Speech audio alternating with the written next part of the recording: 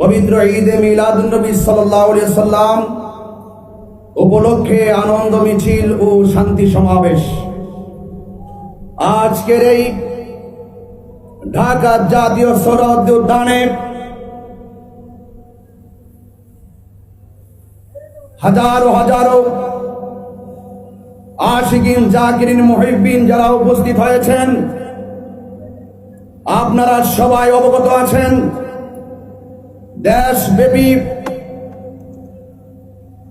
আপামর সুন্নি জনতা আজ অবগত আছে। আজকের এই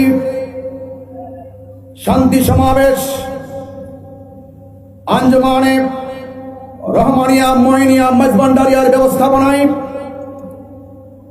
আওলাদে রাসূল আল্লামা ডক্টর সৈয়দ সাইফুদ্দিন আহমদ আল হাসানি ওয়াল হুসাইনি আল মেজবান্ডারি হুজুরের নেতৃত্বে